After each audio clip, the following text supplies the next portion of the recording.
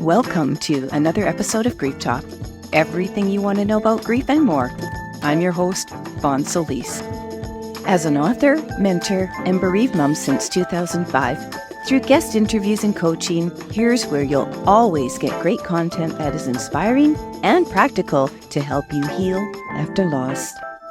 Today's guest is Michelle Ann Collins. After losing her husband to suicide and experiencing other losses, as an author of 2 books for spouses of suicide loss and those supporting them, and the founder of Inhabit Joy, Michelle works with the grieving to help them reclaim their wholeness and build resilience for life's inevitable challenges. As a certified grief educator and grief yoga instructor, Michelle combines the tools she's learned as a wellness coach and from her studies in positive psychology, neuroscience, and spirituality to turn post-traumatic stress into post-traumatic growth and resilience to help her clients thrive.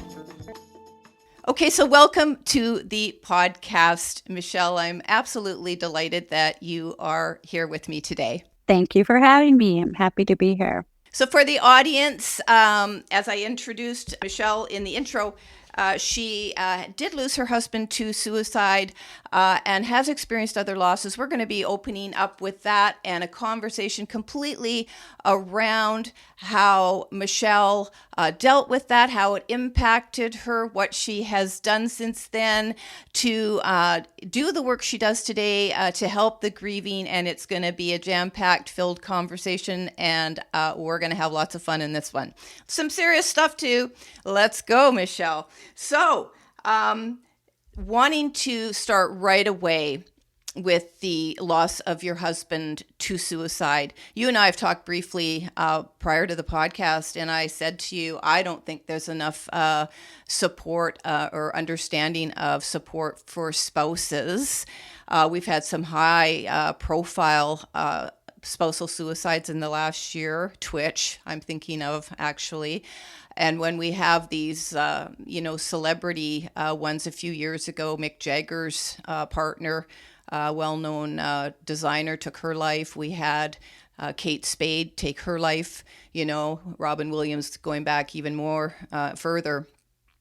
And so, in my opinion, that's kind of what brings attention to, suicide. But then the spouses get lost in all of that, the partners.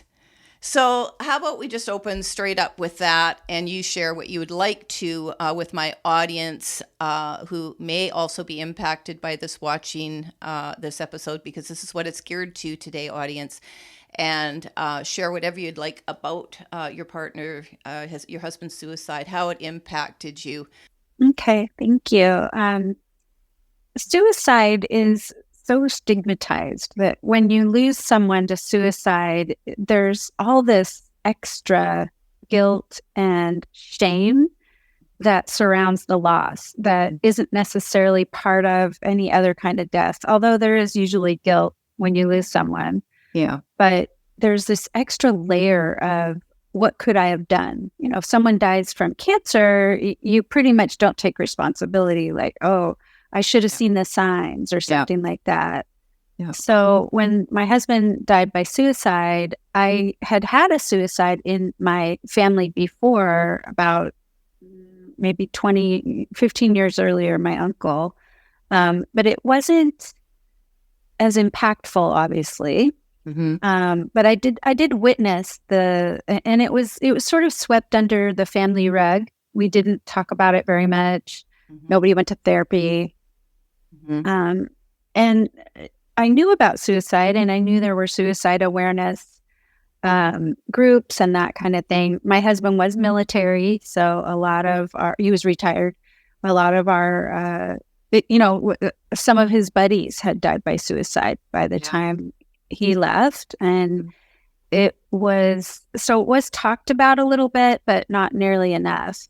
Mm-hmm. And then the separate part of losing your spouse, when you lose your spouse, your whole world changes. I mean, your checking account, maybe your living situation, your identity, certainly, oftentimes where you live, all of these things.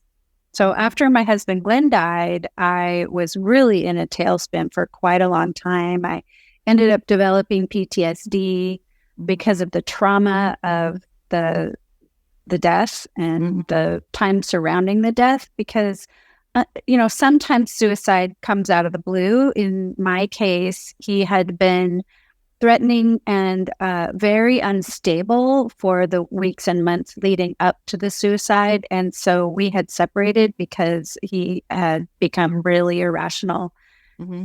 So that added another layer of guilt. If only, if only. Yeah.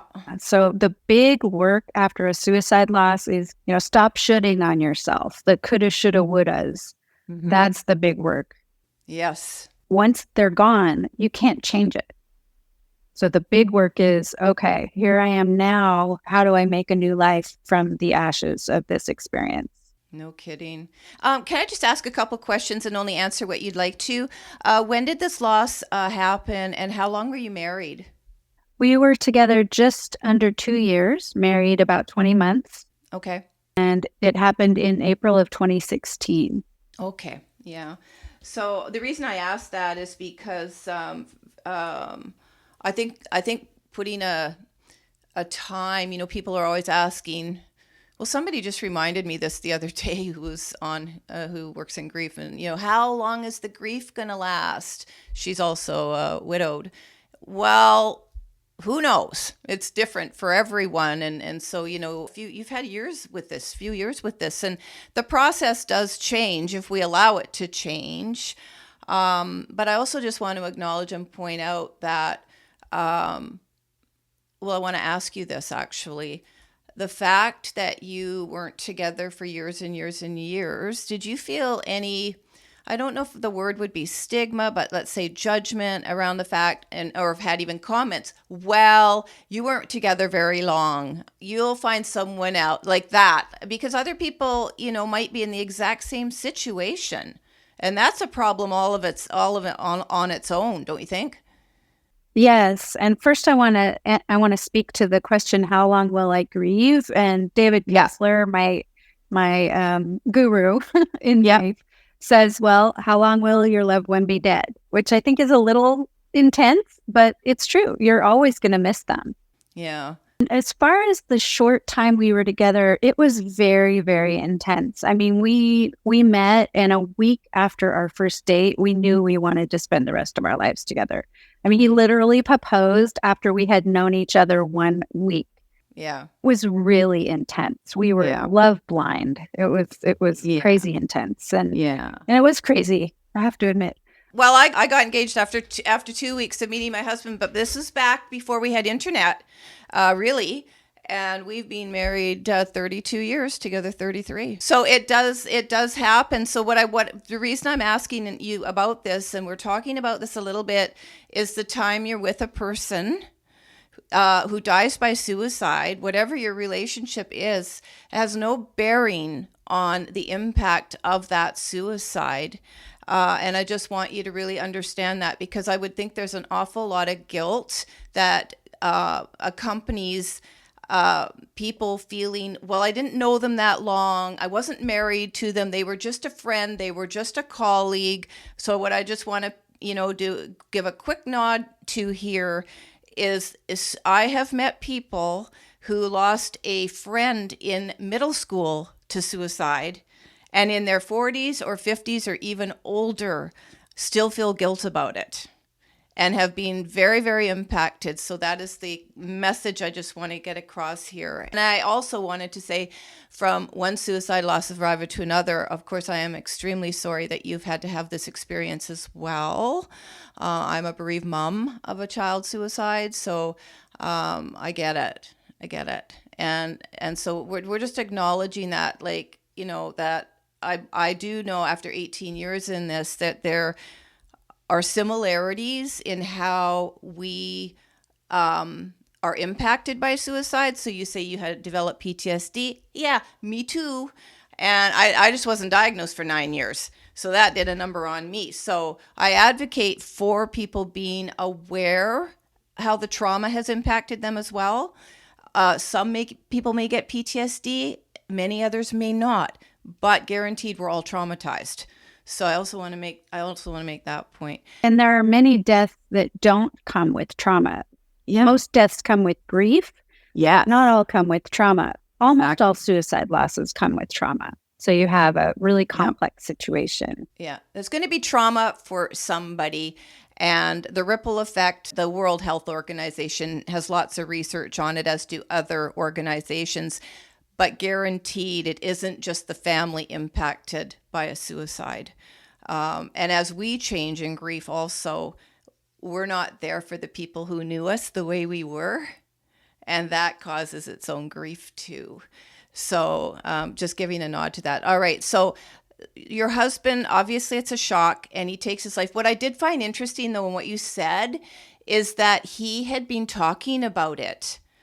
And is that kind of rare? Like I read that of all of the people, this is coming from psychiatrists, who express suicidal ideation or even mention it, 8 to 10% on average, 8 to 10% actually carry through with it. And I've met more people where they've never said a word. They've kept it, and especially our kids. Maybe told their best friend, which my daughter did. That's it, but not like I'm doing it tomorrow at, whatever. So was that unusual, or is this something that I'm not sure how I want to phrase this, so I want to be very delicate here. But it was a military death.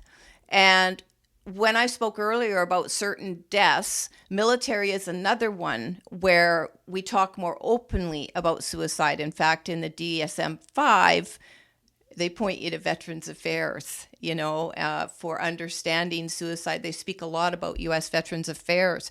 So is the talking about it, in your experience or anything you may have learned, kind of more, I don't want to say common, but more prevalent for the military? Because there are a lot of military suicides, right?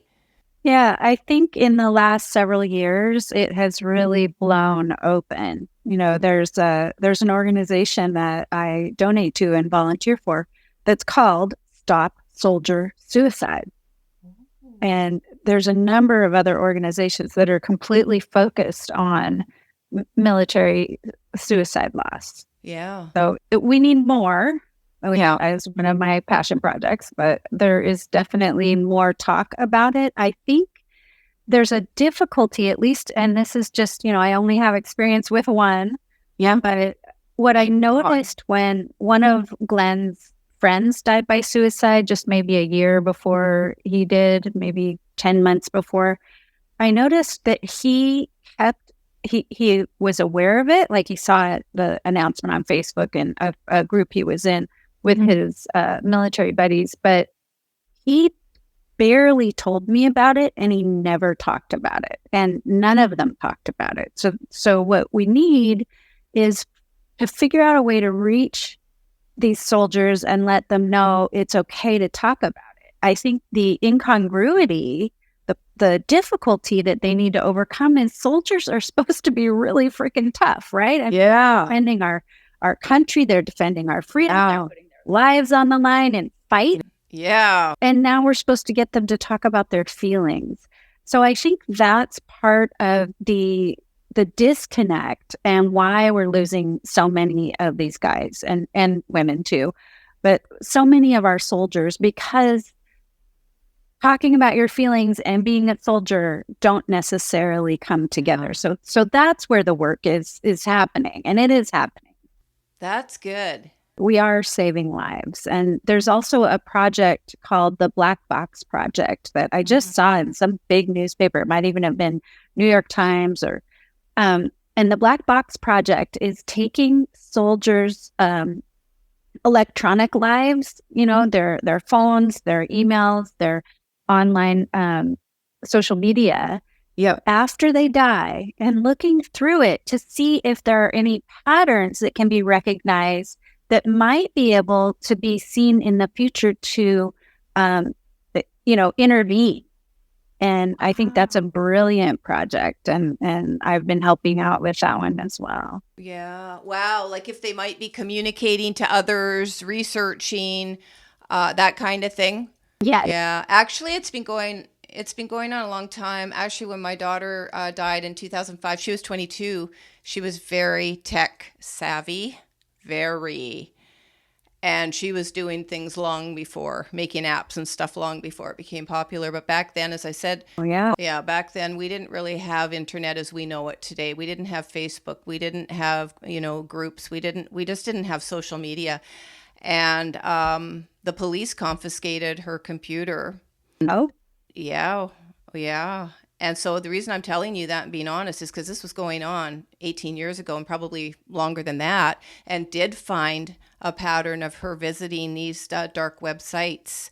And they would not, they wiped it. So when they gave the computer back 2 months later, that information was gone. But at the time, one of her friends got me into another site so I could just sort of look. And, I guess he got me in on what would be a proxy today and just look. I'd never became a member. And it was one of a few probably that were available back then. So imagine how many would be available now. Back then, though, it was only like chat in a community, just messaging. And there were a lot of professional people on there. There were doctors. There were medical professionals saying this is how you would do this. If you want to go this way, this is what you would need, certain drugs, anyway, I don't want to go into detail, but you name it. Any type of question posed as to what would be the success rate. People were looking for the success rate. And I saw as young as about 15, although the site was only supposed to be like, I think it was 18 and up. Obviously I was searching to see if I could find evidence of my daughter being on that site, which I could not. And it's probably just as well I didn't find it. But, that for sure would have contributed to her death. And so just pointing that out. So this black box project, I don't know what they're going to do with it after the fact, except address maybe the cry. What are you saying? Why don't you want to be here? Things like that. I think that's amazing. And then do it maybe for the military, and then let's do it for everybody. So just going back quickly, I don't want to dwell on this for you at all, but were you worried about Glenn? Like, did I hear you right? And you said that he had said a few things about it that concerned you, but hindsight's everything, right? right. Well, no, I mean, he told me his plans. He told me his specific plans. He purchased a gun, and I actually made him return it. And this was 4 months before he died. So this had been going on, and we were doing the work. We were, taking him to therapy, taking him to, I was a yoga, well, still am a yoga instructor, and, yoga, meditation, all of the things that can help with mental health. Yeah. And he just was spiraling and not able to stay rational or functional. And we tried. I mean, we did everything. And then when he got to the point where I was starting to fear him, I was fearing for myself, for my own safety, that's when I had to ask him to move out. And it was really, really hard because even though he had said he was no longer planning, I only heard about it in December and he moved out in March. Mm-hmm. He never mentioned it again. Mm-hmm. But I know he was talking to someone else about it, one of his people that he was spending time with after he had moved out from our home. And she is the one who, the day that he died, sent me a message on Facebook and said, I can't get a hold of Glenn. Can you go? He had moved into an apartment just 2 blocks from our home. Oh, okay. Yeah. Can you go check on him?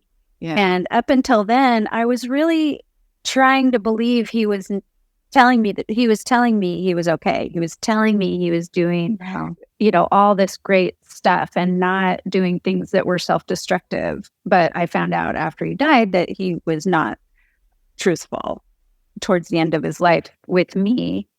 And after his friend called me on Facebook to tell me that she couldn't get a hold of him, I went to the apartment and I found him. You're the one that found him.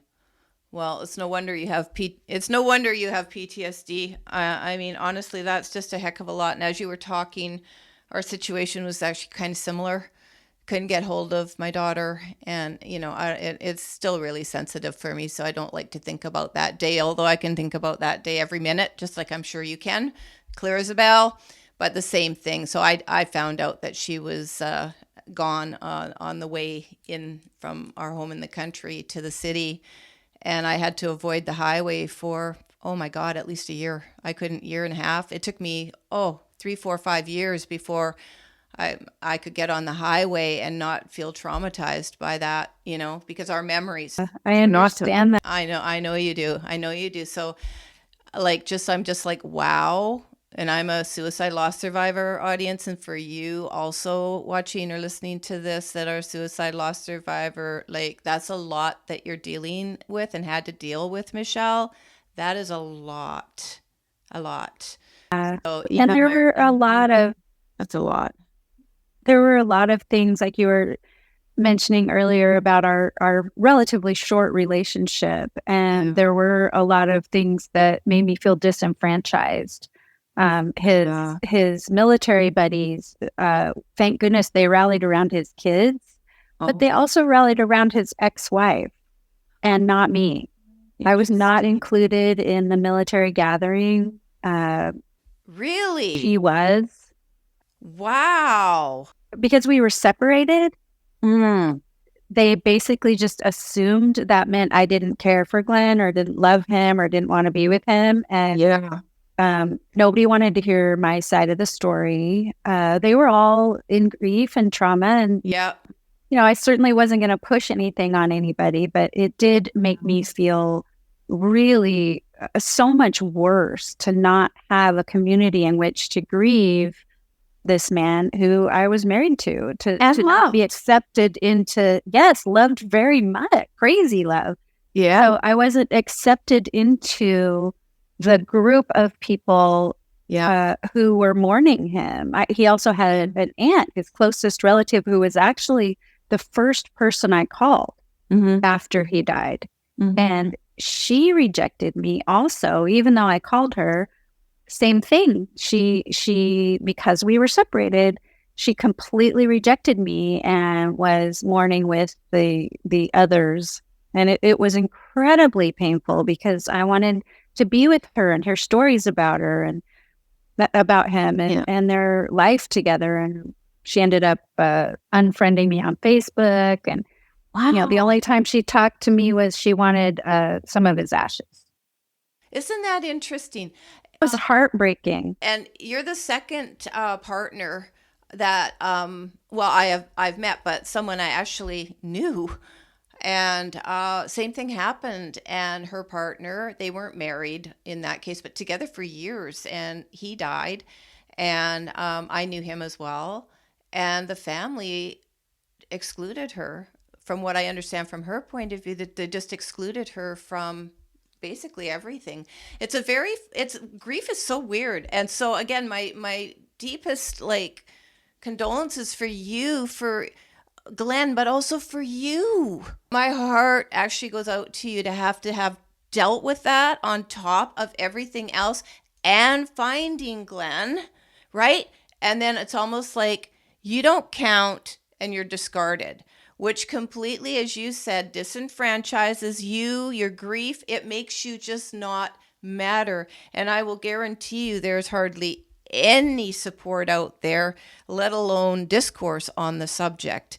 And we need to make people or help people become aware that everyone is entitled to their grief and should be respected for it. It was years before when I went through my grief education course and read David Kessler's book, that's when I finally felt like, oh, my grief is legitimate. This pain I'm feeling, on top of the guilt and the shame, the rejection of people who didn't consider my grief reasonable or that I wasn't entitled to grieve. Right. That's when I really started to be able to feel like, okay, my pain is real and my pain is legitimate. Yeah. And now, I help others with that. I wrote books about it, and I work with suicide loss survivors and spouse loss survivors and spouse or partner. Yeah. Yeah. And the partner, I think, is a really important point too. You mentioned that the people you were talking about weren't married. That's another time that can be so tricky, because if you're not legally married, then the family sort of takes over the grieving. Yes. And then you're left out like like you were a friend. And that's another level, is the friends sometimes get disenfranchised. Well, you're not family. So, and sometimes friends are closer than the family is. I know. Yeah. My point is, everyone who grieves has pain, and it's legitimate, and there is help to find support, community. It's out there. You just have to seek it, even for friends, even for people who weren't legally married. What you're saying is so important. So I want to acknowledge the work that you're doing. Without the experience and without going through that and really understanding it, you wouldn't be able to help other people in this way. Your lived experience. And so well, it's horrible you went through that. Just like I lost all my friends, felt totally isolated. I know that part of it. I didn't have the people, dropping casseroles off and stuff like that. I felt very ostracized. I felt like our house had a great big, black cross on it. And as said, we lived in the country and we didn't know a lot of people in the community, but the people far and wide and even extended family simply weren't there for us. The other piece I want to say is, as you were talking, and the families, even if you're the second legal wife, but maybe, you didn't have kids with him. So the first wife becomes more into the fold, accepted into the fold. The only thing I'm going to offer to both you, Michelle, and the audience here is, I remember I was very jealous of anybody else grieving my daughter. Now, I know it sounds weird, but it comes, I think, from this place of whatever the attachment you have for every individual to the person who has died, and especially in a traumatic death, I think it's amplified. That's your relationship. But those that maybe are closest or feel that they're closest, like so a parent losing a child, right? No one else is going to understand that unless you're a parent who's lost a child. Same with a spouse. So when it gets to extended family, and then beyond that into the friends and the work community. And anyway, I felt that no one loved her as much as me.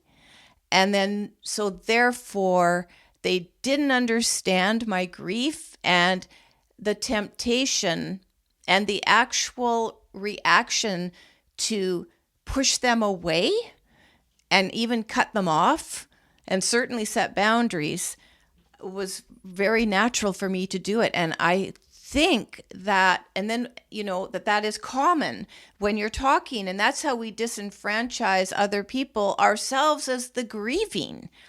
And it is very common. So many of the spouses, and not just suicide loss, but all spousal loss, spouse and partner loss.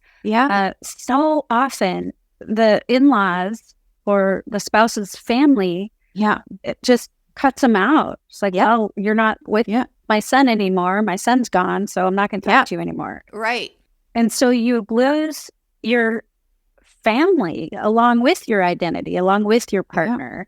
All of a sudden you don't have that same place to go on the holidays, or you don't have that, somebody to celebrate your partner or spouse's birthday with, because the family's all, when what would be ideal is everybody coming together who loved that person.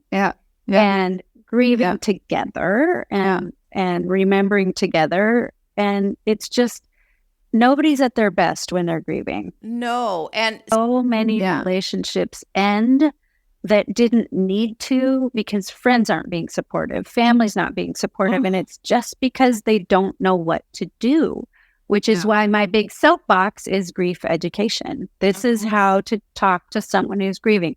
This is how, when you're grieving, to keep your relationships going. Yeah.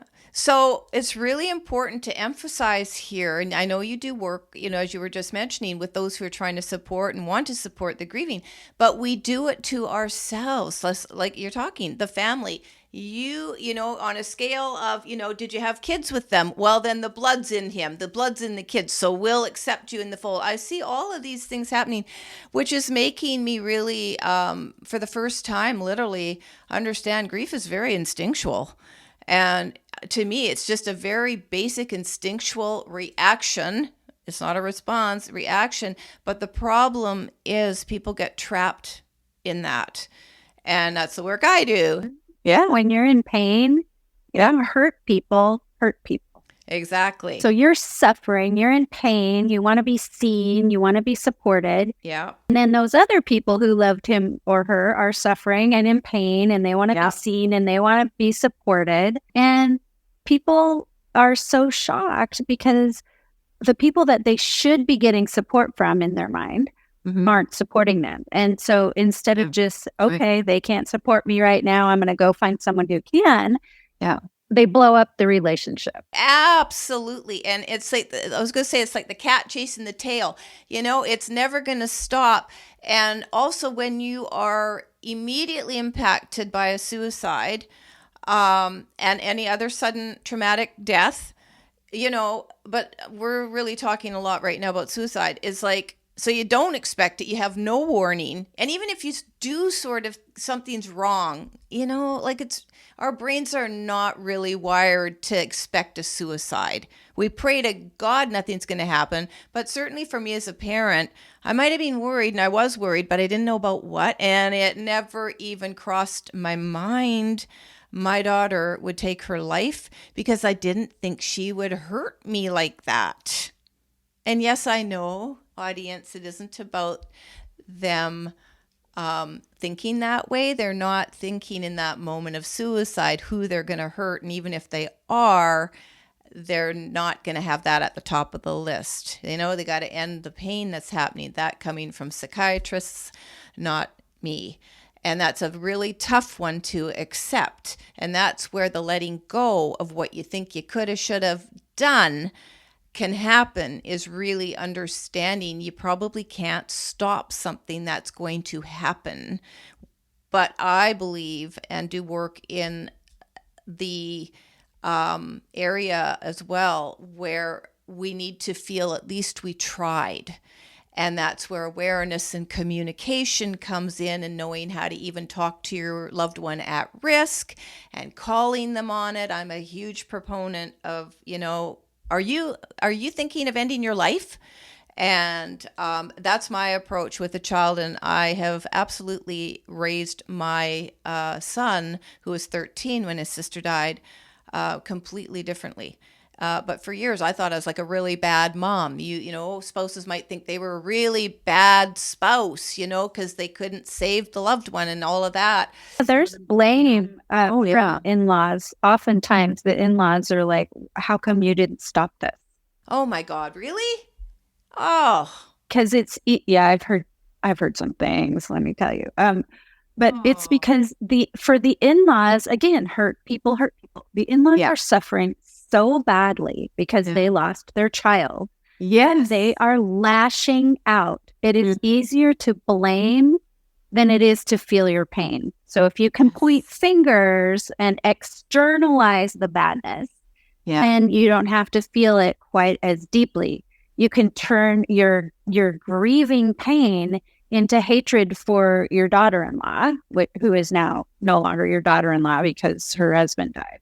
So You're saying something really important. So I'm going to ask this question for myself and the audience. Are you legally, when your husband died, when Glenn died, you immediately stopped becoming a daughter-in-law, or is this more a social construct? Legally, yeah. I mean, his parents weren't living. I'm not giving a personal example with this. Legally, you're no longer a part of the family. I mean, of course, if you have children, then those are still their grandchildren. Yes. but you as the individual, the relationship severed, cut off, boom. And so then it really does depend on the relationship you had to the in-laws, how they're impacted by their adult child's death, how much control they want over remembering him or her. It's really about this ownership of, I need to preserve this child in the way that only I can do it because I know them the best. Right. And everybody's in pain. So nobody's acting compassionately or in anyone's best interest. Yeah. Oh, wow. So let me ask you this, moving on a little bit, Michelle. First of all, did you ever repair the relationships with the in-laws, or was that severed permanently when Glenn died? With his parents. his family. Yeah. No. It wasn't his parents. His parents were both passed away. It was his aunt. So the family, just let's say his family, so that was severed. So you have to grieve that as well, which you alluded to before. You have to grieve that and all the other secondary losses. And that, I think, we need voices in that area, which you're obviously offering your voice and educating and advocating for support in this area. I'll just say this, it took me a number of years to accept this concept that everybody had a relationship with Janaea and their grief matters. To them, it's as painful as mine is to me. And I'm not going to lie, it took me a number of years to accept that. You can intellectually sit there and say it, but it's completely another to mean it and live it and honor the pain. The only thing I'm going to add to that, and I have said this over the years, is we are not usually the best support for each other in the family because we don't necessarily understand, and nor should we. No one can understand in my family what it's like for me as a mom, bereaved, and I can't understand for them what it's like as a sibling or as an auntie or an uncle or anything like that.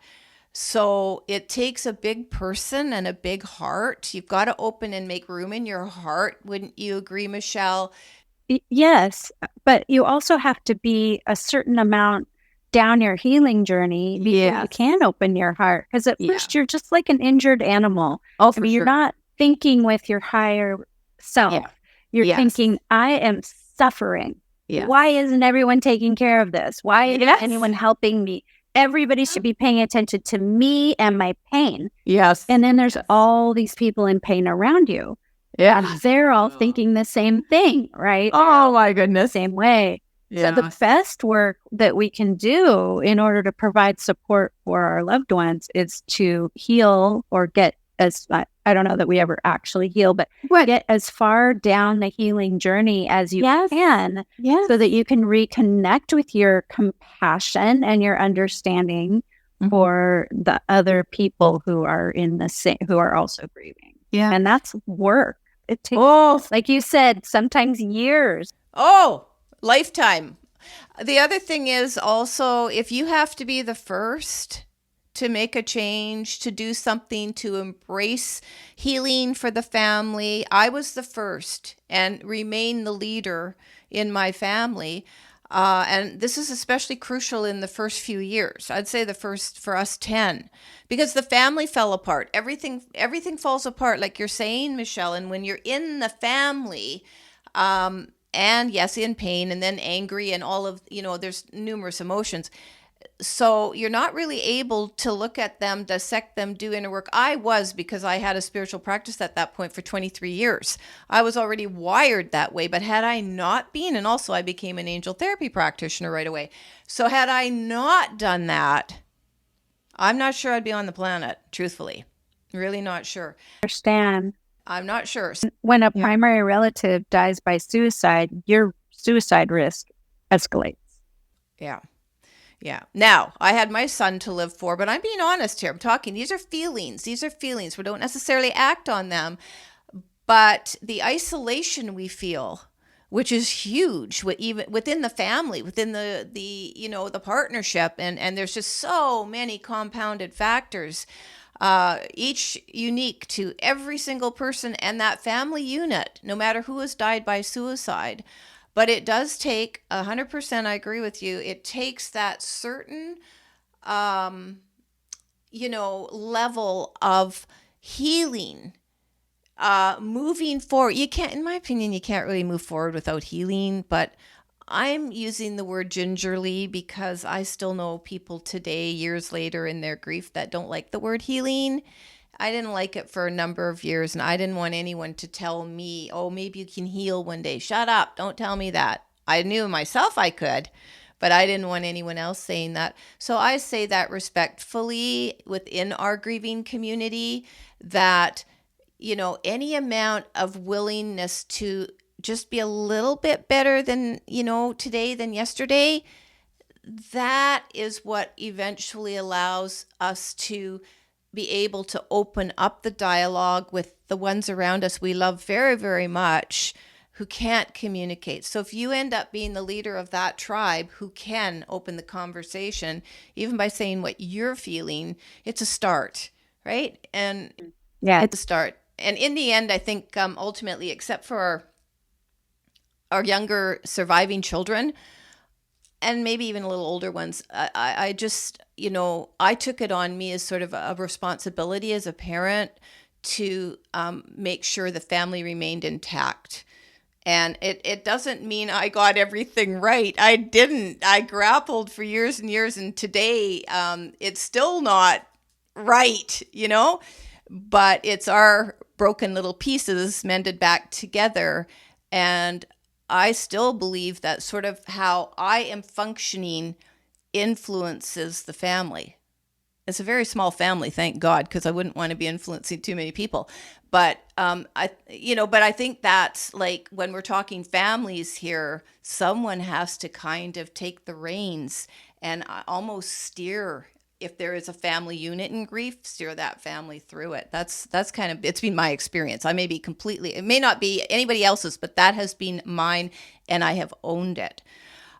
So for you, Michelle, I did want to, I know you talked a little bit about, with me earlier, about losing your mom. So I do not want to skip over that. You said that was also very difficult death for you. Did she pass before or after Glenn? Before. She died in 2007. And so is there anything, again, even though we're sort of more focused on suicide here today, but knowing and respecting that was a difficult loss for you, is there anything you want to share with the audience about losing a parent or maybe somebody else, however that impacted you, and the lessons you've learned from that you want to share? Some of the lesson is similar in that when my mom died, I was very, very sick because I hadn't been taking care of myself. I'd only been focusing on her and my anticipatory grief, which actually started 3.5 years before she died. She was diagnosed with an aggressive form of leukemia. And the 3.5 years were full of barbaric treatment. I bless the doctors for trying to save her life, but it was a really, really rough few years. And leading up to that time, before her diagnosis, when she was diagnosed, my kids were 1, 4, and 7. And I relied heavily on her presence in my life. We were every day, several times a day on the phone, dinner together several times a week. We were really, really close. And she was helping me so much get through this early motherhood, which was incredibly difficult and demanding. And then all of a sudden, I had 2 more people to take care of because my mom was sick and my dad was also in grief from my mom being sick. And so it really turned my life upside down. Yeah. And I did learn a lot. The 3.5 years I didn't learn a lot during that time, except some of the lessons you and I were talking about. Like, I remember a really good friend of mine had not reached out, or, a lot of people were offering, can I drive your kids here because I was over taking care of my mom a lot. So yeah, I was getting a lot of help with childcare. And one of my friends stopped me in the hallway one day at preschool, and She put her hand on my shoulder and looked me in the eye, and she said, I know I haven't been around much, Michelle, but it really upsets me to see you cry. Oh, yeah. So in this moment, I learned that was one of my first lessons of people who I feel should be supporting me can't. Right. That lesson, at the time of my mother's death, I was just sure I would never go through anything so hard. Yeah.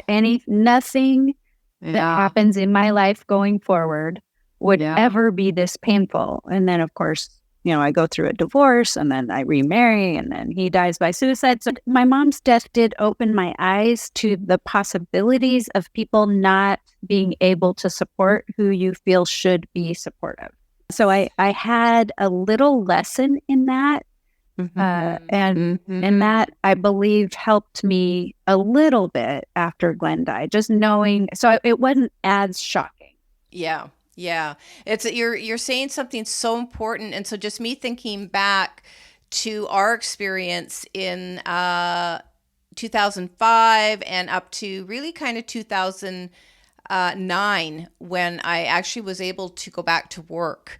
And I'm not going to talk about that at all right here, obviously, but the stronger I got, and the more I had to get back out there in living for a bunch of different reasons, but obviously earn some money, pay the mortgage, that kind of stuff, the more empowered I kind of felt, the more I kind of started to make decisions and stuff like that. But not talking about that today. What you're talking about, anticipatory grief, is a real thing. Just learning about anticipatory grief, I think it helps people understand. Yeah. Because you feel guilty, and you feel all kinds of feelings like, I wish they were already dead because they're in so much pain. Well, how horrifying is it for me to wish that? People go into a shame spiral because they felt like they wished their loved one was just out of pain, but that's wishing them dead. And, all of these feelings are natural parts of anticipatory grief. And if we can educate people about that, and because feeling shame doesn't do anyone any good. Feeling guilt, that doesn't help your loved one feel supported when they're going through whatever illness is taking their life. It doesn't help you get through your grieving process. The problem with that, Michelle, is it's really, really difficult to pin down what you're feeling, number one. And I started a few months ago using an emotion wheel. Absolutely amazing. And I also started working with a life wheel. So I'm working with the two at the same time, because we'll always have triggers. So I mentioned to you before the podcast, the summer was a little difficult for me. It was my daughter's 18th anniversary. I've also lost both my parents, her biological father, his sister. There's just been numerous deaths.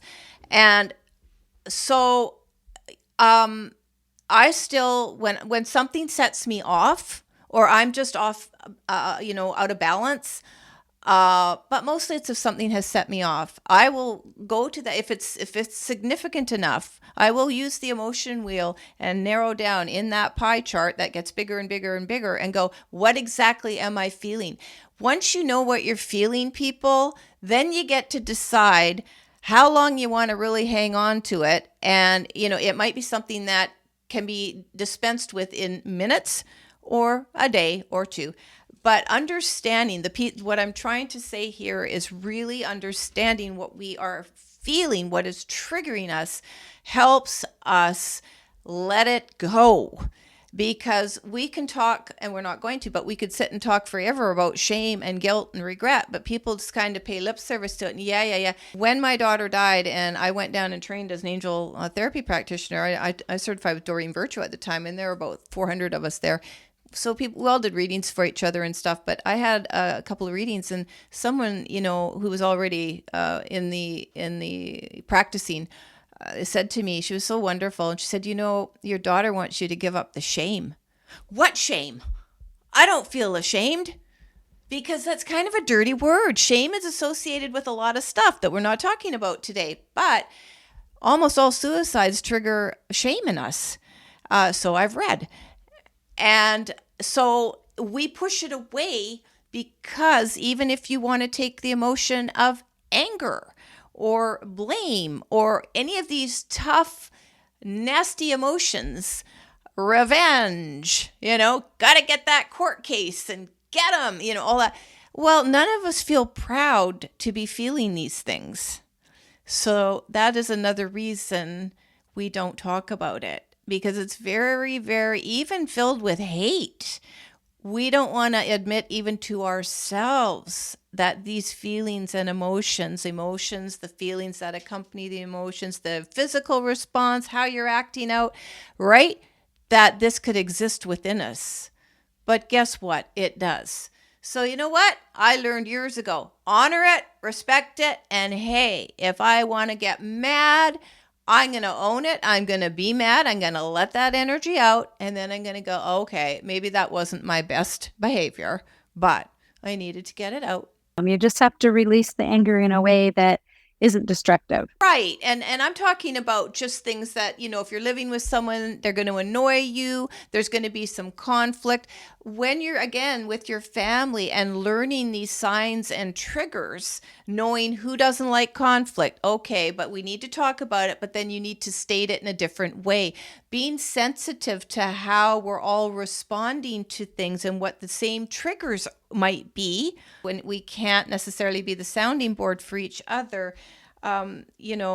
It's you just have to learn and gauge the longer you're in this experience, where your safe spaces are, who you can talk with about it. And if you want the honest truth, in mine as a parent, my safest space is talking to other bereaved parents. It's not my family. No, family, no. Okay, so we've covered so much here, and including the anticipatory grief piece, which thank you for sharing that. That is an episode all on its own for sure. But it plays into, we've talked a lot about support, lack of it, and acknowledging the support that is out there. And I do want to talk to you a little bit about Camp Widow, which is for spouses. But if you could just explain a little bit about what this is, how it helped you. And I know it is located in a few different areas in the States and somewhere in Canada. So whatever you want to share about it. And Australia. Oh, and Australia. How amazing. So people, they could go to the website maybe for Camp Widow and find out if there's a location near them. But let's talk about that, because that's an amazing resource. Whoa. So Camp Widow is put on several times a year all over the country and the world. Wow. By an organization called Soaring Spirits, which was started by a young widow who lost her husband suddenly, another Michelle. And she realized the lack of support for widows, especially young widows. Yeah. And this organization, Soaring Spirits, has grown into a global group that can offer support for any widowed people. And that means any widowed people. So you don't have to have been married. You don't have to have been together long. And maybe you realize 10 years after your loved one died that you haven't grieved them, or you don't know how, or you want a grieving community. And so several times a year, several hundred people get together at Camp Widow, and all of the presenters, the speakers, which I've been a speaker one time there last July, are volunteers. We volunteer our time and give a presentation.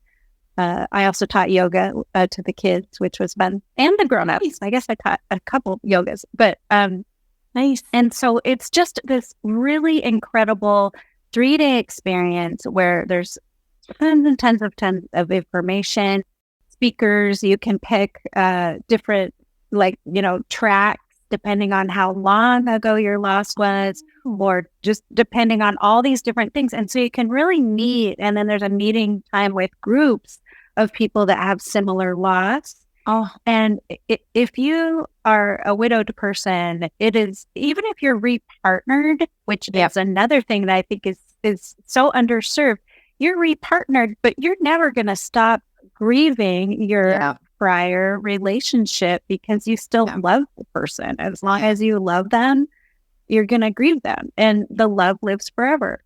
So there is a spot for that. People actually bring their new partners, and the partners get together and say, how the heck do we stay in our, promote our beautiful, lovely relationship and help our partner grieve their previous relationship? And so and there's tons of information on their website. I think it's soaringspirits.org. Okay.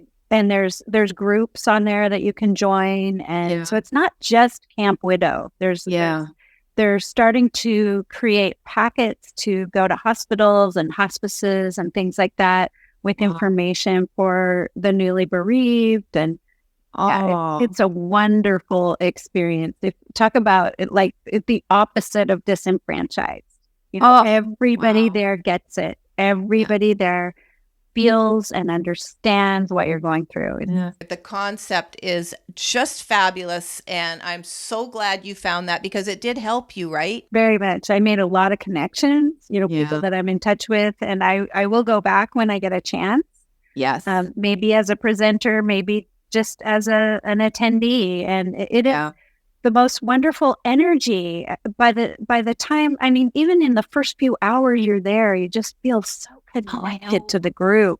I know. I'm a big proponent, and I'm sure you are, of community. It can be very hard to reach out people, especially in newer grief. I understand it. But I reached out right away and had a community, and I swear they also saved my life. We are at the top of the hour, Michelle. I want to get to your resources to end up with, but one thing I'd just like to talk about just for a minute is before that is what is it in your mind? We've talked a lot about the difficulties of being, a spouse and certainly secondary losses. But is there one or two things that you want to leave the audience with that people just don't get about spousal loss, whether it's related to suicide or spousal loss in general? Well, I think I touched on some of the pain points, the losing your identity, losing your roommate in most cases, and the person you share your joys with and your bills with, and maybe losing a big chunk of your family. And so I think that when you're ready as a bereaved, widowed person, the thing that can help the most is doing some introspection as to who you are and how you want your life to go, because you do have to make those decisions without a partner. And some people repartner really quickly.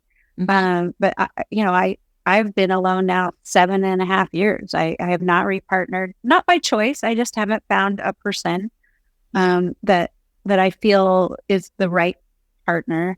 Yeah. So I have really had to make a life of my choosing on my own. And there can be blessings there. As much as I would have preferred Glenn didn't die, creating my own life is it's a very rewarding process.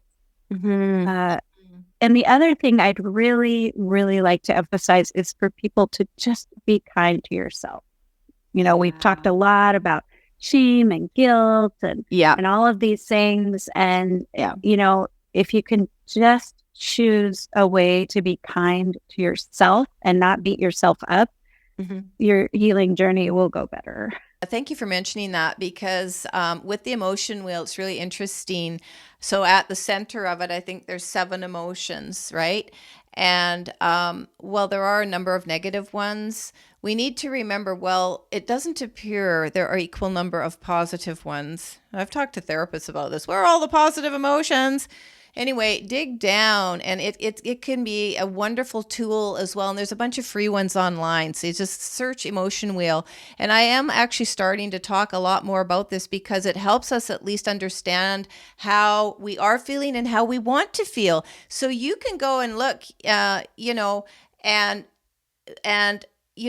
sort of intend for yourself, I would like to experience more joy. Okay, well, what does joy actually mean? What would you feel when you experience joy? And, look down in that pie and create little things in your life that will help you feel that way. And I just did an interview with someone, and one of the things she does, and I'm going to be sharing it a lot because it's so amazing, is find at least one thing that brought you joy today. And that is very different from what do you feel grateful for. Joy, it actually puts a connection to, oh, that made me light up. Or, oh, I feel so joyful because I could taste my tea. Science is proving that we can rewire our brains to be more open to joy by using that exact practice. And so we can actually make our lives more joyful. And it's kind of uncomfortable to talk to widowed people or bereaved people about joy, but it is a really important part of the healing process. All right. So listen, you've got a beautiful background there, and you've got your books set up for my YouTube audience. You're going to be able to see that beautifully illustrated. For the listening audience, Michelle, can you just tell us what the names of your books are? And obviously, we're going to have a link to your website so people can find your resources, the books included, where to purchase them on your website, and then tell us a little bit about the services you offer. Sure, thanks. So the books are Surviving Spouse or Partner Suicide Loss, A Mindful Guide for Your Journey Through Grief. That's the first one. Mm-hmm. And the reason it's Mindful Guide is because my take on everything is through the lens of using mindfulness to suffer less, mindfulness practices. So, and then the second book, Supporting a Survivor of Spouse or Partner Suicide Loss, A Mindful Guide for Co-Journeying Through Grief. And that book had to be set out. I actually released them on the same day, January of 2023. Yeah. Because I felt like the supporters, like you and I have already talked about so much in this hour, people don't know what to do or how to help someone who's lost a partner to suicide. Yes. And so it's a very specific guide. It has much of the same information as the first book, but so that ideally you read it together with your friend who lost your friend or loved one who lost their spouse or partner, but it can really educate people to what to say, what not to say. Oh, you're young, you'll repartner, right? It's all of those things. What do you say? Well, this book will help you know what to say and what to do. And it's actually sold better than the Survivor book.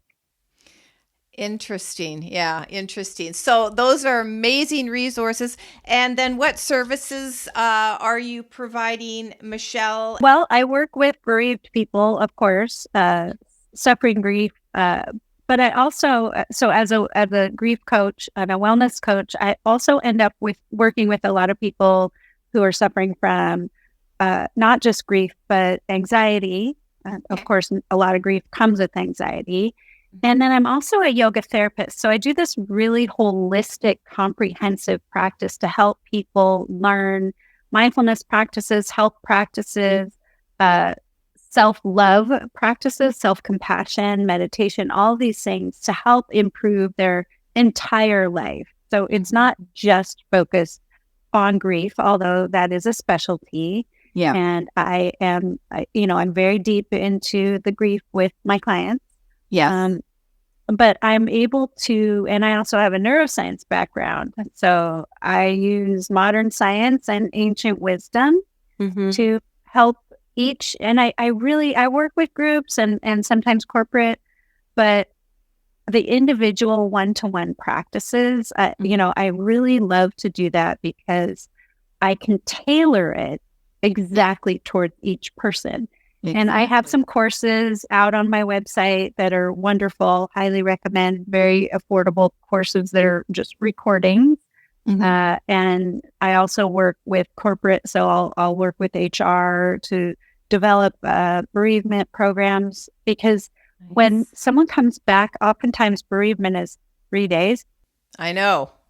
And people don't know what to do. The employees don't know what to do. I mean, they're showing up late to meetings. They're crying in the bathroom, all of that. So if we have a program in place for employees to understand, not just the employee who's coming back, but for all of their coworkers to understand what to expect and that, this person is not going to be on their game for a while. Yeah. And you may need to pick up the slack, but what they've been through is really, really hard. Yeah, yeah. No, we need, I'm in Canada, but we need better policies. We need better, education for employers, both government, private. And I had to I was working for the federal government, and it was actually a very interesting experience because the employer I ended up with, they got me, and I put in work accommodations on a yearly basis until I actually ended up on a disability. And they worked with me, and then that disability led to my retirement.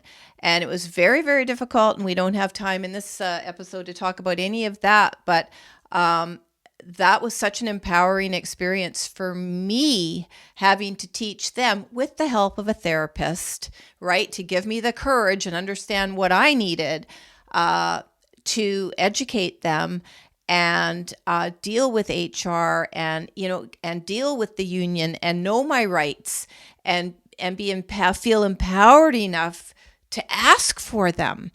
And it was really interesting, and I wouldn't want to have to go through it again. And I don't know the policies of the states and stuff like that in private companies, but the government was very, very, very good. And I had a good job, a really good job, and they accommodated me. And what I want to stress here is when we end up working with limitations. So my limitations, basically, my mental, and I had a lot of illness, chronic illness, right? But I was a top-notch, employee. And so I could still perform and produce at a record level that could accommodate my sick leave when I needed to be off. And, so I was that A+ personality that would take myself. And then, of course, the body breaks down when you've had enough. And your way, however your body's going to tell you can't function at that speed anymore, whatever, you're going to feel it and you're going to know it. And so I don't think any of us really kind of get away from what the mental and emotional stresses we live with does on the physical body.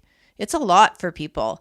So we don't have time to talk about that today, but I'm just saying the more you are aware that you can and likely are being impacted by your grief that you might otherwise say, oh, is stress, or it's this bug, or it's that, or grief produces lots and lots and lots of effects, mental, emotional, physically, and spiritually.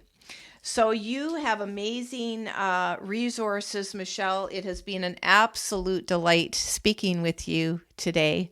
Thank you very much for sharing your experience, your story, your resources, all you do to help the grieving. It's amazing. Is there any last thoughts that you have? I guess I would just say to your audience, if you have not found a community in which to grieve that feels supportive, keep looking. You can send me an email. I'll help you out. Go to grief.com, has 25 different small groups for different bereaved, different types of death and different ages, and including a suicide group, a spouse loss, a child loss, mental poisoning. I mean, so many. Oh, wow. You can join this group called Tender Hearts, and so there is a community out there. Keep looking until you find a way that you feel supported. Yeah. And your website, inhabitjoy.com? Yes. Okay, so we'll have a link to that, inhabitjoy.com, to get in touch with Michelle for, as she said, a wealth of resources and in any way that she could help you on an individual or, maybe business, corporate level. So thanks again, Michelle. It's been absolutely amazing having you. Thanks. Thank you for having me.